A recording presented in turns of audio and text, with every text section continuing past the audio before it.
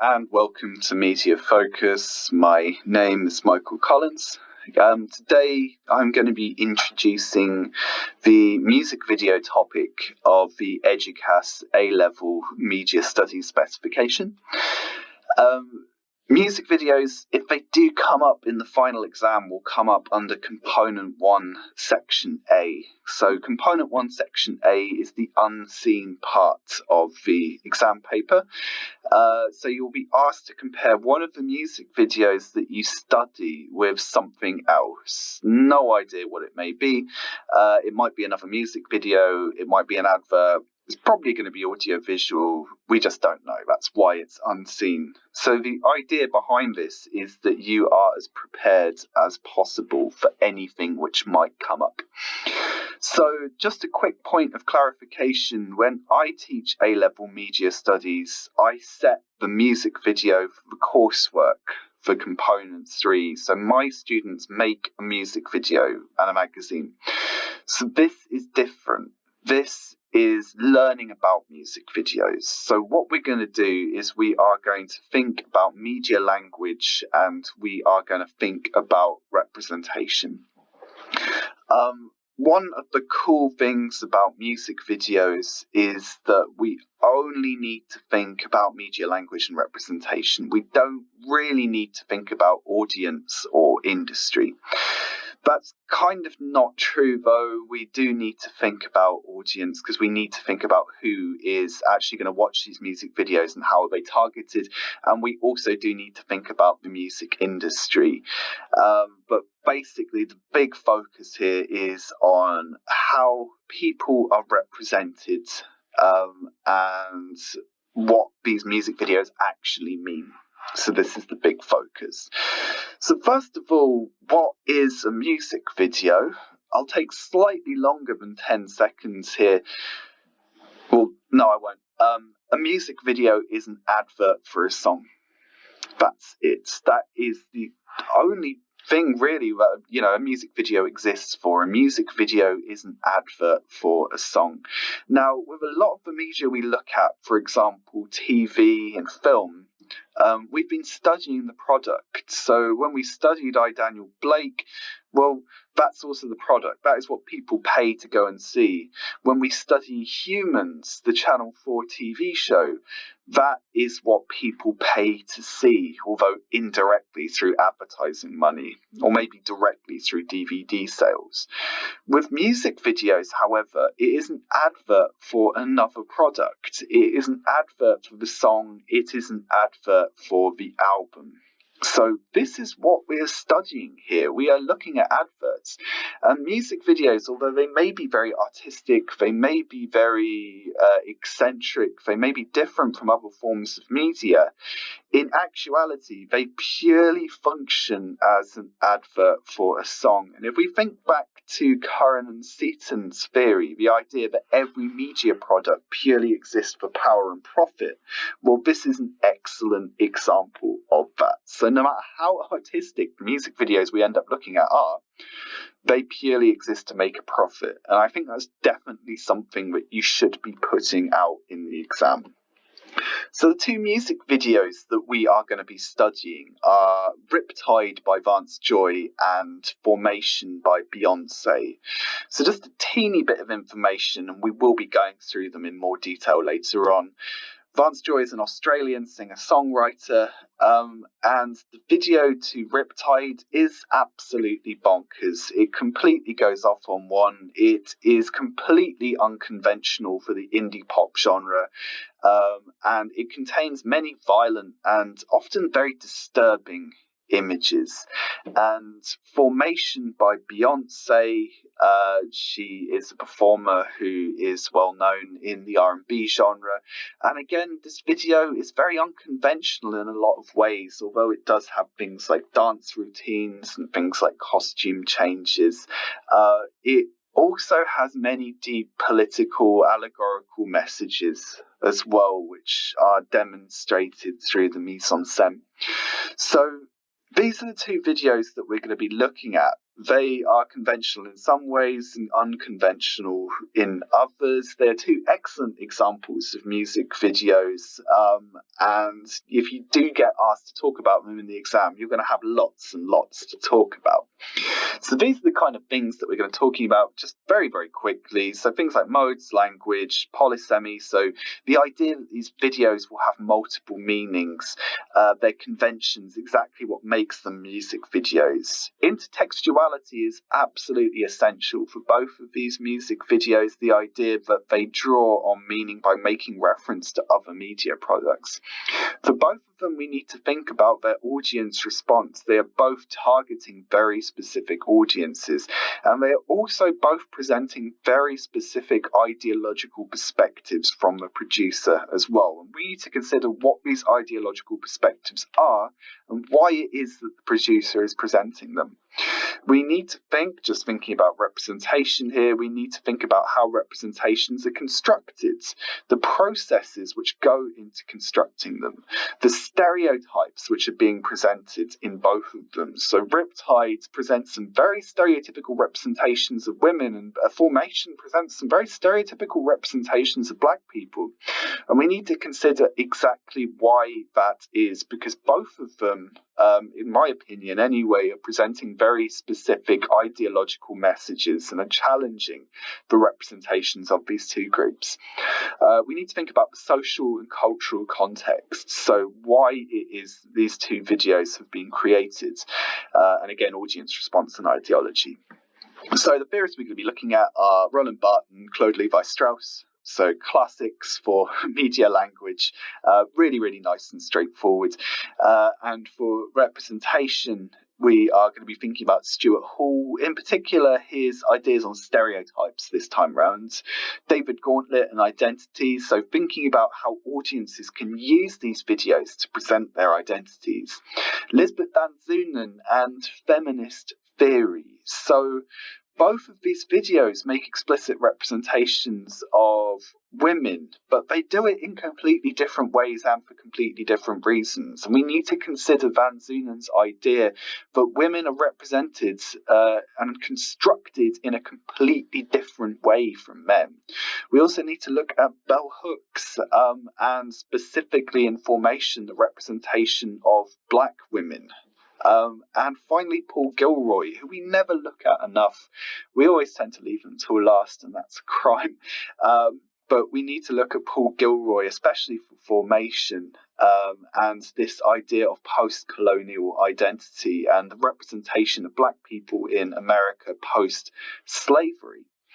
So in order to look at this, well, I'm just going to pop over these slides here because my students anyway will have already looked at these videos, and you can find these on the blog, and you will have already written about them and studied them. So we're just going to wax through these, but here are some excellent examples of music videos. So do check out my media blog at lr-media.blogspot.com. I'm just going to skip over this bit on discussing music production here. So let's just talk a little bit about what music videos are. So we absolutely take music videos for granted, or at least you guys do. So the kind of students I'm teaching, your age, you're kind of born early 2000s, you've grown up with music videos, and it's fairly unlikely that you've considered exactly how revolutionary music videos are in terms of media studies. So combining music and video is a big deal. This is something which, when we consider all of media and all of human history, is something which has only really been possible for just over 100 years at this stage. And previously it was considered that music and video were two completely different industries. So you would buy a record, or you would buy sheet music, or you would go and see a band, and then that would be it. That is the product. And it wasn't until the 1960s, basically, that we saw these two different forms of media being combined. And I will go over that a little bit later on when we discuss exactly where it is that music videos come from. But music videos now are regular. They are very, very much conventional. We see them in media, and generally now they are shared digitally, and this is very much a standard media product, and they are very, music and video are very regularly combined.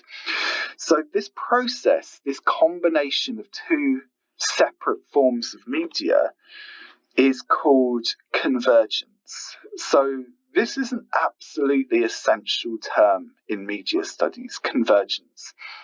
And it means the coming together of two previously separate media industries. So for a music video, we have music, which, previously you would go into a record shop like HMV, you would buy an album. That is the product. And then we have video, and previously you would go to the cinema and watch a film, or you would switch on your television. So these two industries were combined when music videos became popularized, at least in France in the 1960s. Now, convergence is something which is essential not just to music videos, but to all kinds of media industries. So if we consider something like your mobile phone, well, what we have there is a completely separate industry. So the telecommunications industry, the ability to use your phone to talk to other people. But now you can use your phone to access a variety of media, for example, music, television, films, social media, other forms of communication. In fact, you can also use your phone to produce media. You can use it to create media. So this idea has come a long ways into music videos, and I can completely see why you might not think that music videos are so revolutionary, but they are basically. And the reason why music videos work so well is this idea of synergy. So synergy refers to the interconnectedness of media products, which leads to a result which is more than the sum of its parts. So if we take a song and if we add visuals, suddenly we get, by combining two separate media industries, something which works lots better. And the reason why it works lots better is that, you have audiences who might not be interested in the artist, and they see the music video and wow, cool. So if you think about something like Riptide, it is extremely creepy and violent and sexualized. So even people like myself who hate this kind of jangly indie pop, they will see the music video and they'll be interested in it, and hopefully they might share it with their friends and others on social media. Other examples of synergy that I put here include things like merchandising tie-ins, TV shows, kind of things like that. So, for example, a musical artist might take advantage of the synergistic ideas of convergence by selling merchandise on their website, or even having a website in the first place. And we can kind of see exactly how far this idea of convergence and synergy goes, because it is completely all around us at all times. Like, people who are studying A-level media studies at the moment have grown up in a world of convergence and synergy. And the most important innovation when it comes to synergy is this idea of, I haven't actually got a slide for it, but just imagine it is here, this idea of digital convergence. So digital convergence is the coming together of different media industries thanks to digital technologies. And essentially, We access media through digital technologies, and previously where you'd have to go to a record store to buy a record, where you'd have to go to a cinema to watch a film, where you'd have to switch on your TV to watch the TV, when you would have to switch on the radio to listen to a radio broadcast. All of these different activities can now all be accomplished through digital technology, through your phone. Each and every one, and more. So this idea of convergence has become extremely important, and it is actually also become extremely normal. So why synergy? So synergistic convergence, music, film, combine them, and then suddenly you can target the audiences of two different industries. So I've mentioned this before, but music fans and film fans will be interested in music videos. Music video producers have taken advantage of this for years. We have directors, for example, David Fincher, Tony Scott, Ridley Scott, Spike Jonze, who are all famous in the film industry. But also cut their teeth in the music video industry as well, making music videos which had the conventions and the budget of films as well. So suddenly people who might not be so interested in music but are interested in films have been targeted, which then means that music video producers or the music industry can increase their audience share, and essentially, this is another example of the media industries being motivated by profit and power. And if we just kind of rewind to the 1980s here, this was the decade where music videos really became important and they became popular. And this was in part thanks to MTV, music television, which now is very much famous for having stuff like Jersey Shore or Teen Mum UK or stuff like that. But back in the 80s, it was essentially just music videos. And it was a very significant gap in the market. And the reason why it was so successful was after marketing and research suggested that the people who were most likely to buy records were men in their late 20s. But this was the group who was least likely to watch television. So, by creating a channel which specifically targeted people who listen to music, this is an example of pulling audiences into this. So, essentially, music videos are absolutely essential in increasing market share. They are now an absolutely essential part of any or almost any artist's digital strategy.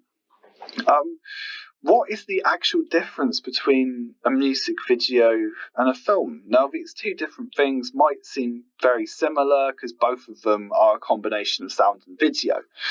But what is the actual difference? Well, one of the big differences is that music videos are significantly shorter than films. The average length for a music video is approximately 3 minutes, let's say, and the average length for a film is approximately 90 minutes. And this throws up this fact that music videos are not meant to be watched just once. They are made to be watched again and again and again. And they are also meant to be watched in a very distracted way. So you might at this point actually have a music video playing in the background while you listen to this, and you won't actually be watching the video, you'll just be listening to the song. And then maybe when you click back on it, you'll see something, whoa, that's nice. Cool, excellent, and it's drawn your attention back in. So MTV would be something that you have on in the background, and then you would turn your head towards the television and wow, that looks nice. And this is the idea behind a music video, that it will pull audiences in, and it will allow audiences who previously would not have been targeted purely by the marketing strategies of the actual music itself. Another huge difference between music videos and cinema and film is that music videos have completely different narrative structures.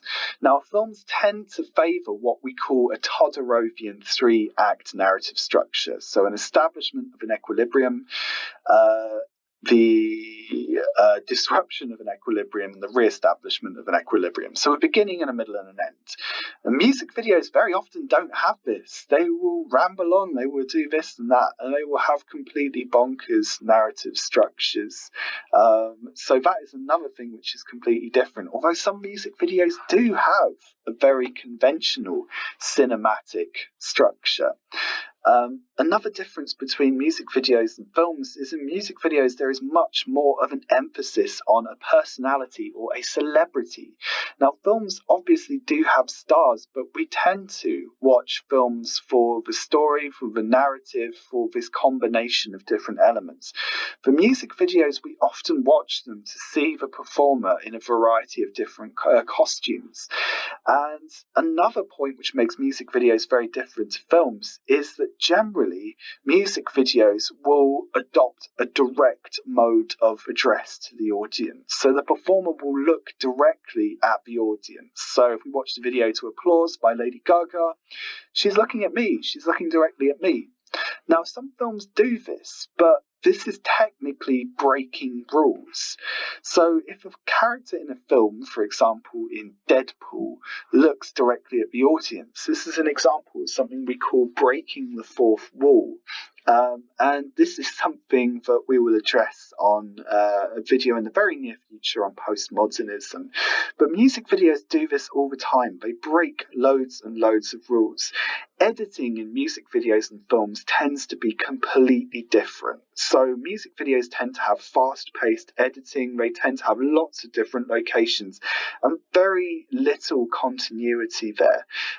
In films, however, we tend to have much slower editing. It tends to be something which is more targeting a captive audience. And there are loads more things that we can talk about as well. Music videos tend to have much more eccentric mise-en-scène with much more of an emphasis on costumes, while films, on the other hand, tend to, but not always, have more of a sense of what we call verisimilitudes or realism and reality. Now, there are loads of films which completely break these rules, and there are loads of music videos that actually look more like a film than they do a music video. But in general, these are just some of the big differences between films and music videos. So that is a basic introduction to what we are going to be studying in the music video topic. And next time we are going to be looking at this idea of celebrity. So exactly what is a celebrity and why is it so important to music videos? Okay, thank you very much.